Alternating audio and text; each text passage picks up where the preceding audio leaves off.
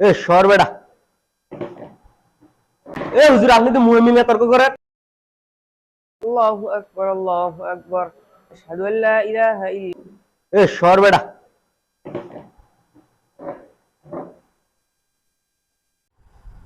আল্লাহু আকবার। আসসালামু আলাইকুম ওয়া রাহমাতুল্লাহ। আসসালামু আলাইকুম ওয়া রাহমাতুল্লাহ। সম্মানিত মুসলিম একরাম, আল্লাহ চাহে তো আমাদের আগামী দিনের এশার জামাত হবে 8টা বাজে। হুজুরের সাহস তো ভালোই বাড়ছে। আমার হুকুম ছাড়া নামাজের টাইমটা লাইরা লাইলো। আজকে হুজুরে দেখাইতাছি। হুজুর ইদানিং আপনার নামে অনেক কমপ্লেন আইতাছে। আপনি নামাজও দেরি করেন, অনুমতি ছাড়া ছুটি কাটান।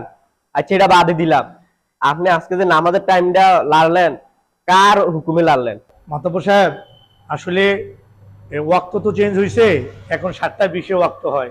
তো আশেপাশে যতগুলো মসজিদ আছে সবগুলাতে আপনার 8টা বাজে নামাজ পড়ায়। তো আমি চিন্তা করলাম 7টা 20-এ আজান যদি হয় তাহলে আপনার 8টা বাজে নামাজ পড়ে লাগবো। ইমাম সাহেব, আপনার বেতন কি এই মসজিদের তারা দেয়? আপনার খাবার কি ওই মসজিদের তারা খাওয়া? আপনি তো ওই মসজিদের সাথে তুলনা করলেন। আসলে মাতব্বর সাহেব, এখন রাত্র তো ছোট, আর বিশেষ করে অনেক মুসল্লিরা আমার কাছে বলছে যদি সময়টা চেঞ্জ করে দেন তাহলে তাদের জন্য একটু ভালো হয়। কি ভাই, একটু বলেন। আরে মাতুব্বর সাহেব তো আমার থেকে 10,000 টাকা পায়। আমি সত্যি কথা যদি কই, মাতুব্বর সাহেব তো আমার থেকে 10,000 টাকা খুঁজবো। মসজিদের মাতব্বর কি আমি না মুসল্লিরা? আমি কাজ শেষ করে আইতে আইতে 8টা 15 বাজে যায়, তাহলে আমি নামাজ পড়বো কোন সময়? মাতব্বর সাহেব, আপনার একার জন্য এতগুলা মানুষের তো আসলে কষ্ট দেওয়া ঠিক না। এটা তো আসলে সুন্নতের পরিপন্থী। এ হুজুর আপনি তো মুয়ে মিলে তর্ক করেন। হ্যাঁ, এ মিয়া তোমরা মসজিদের দায়িত্ব আর আমি নাই।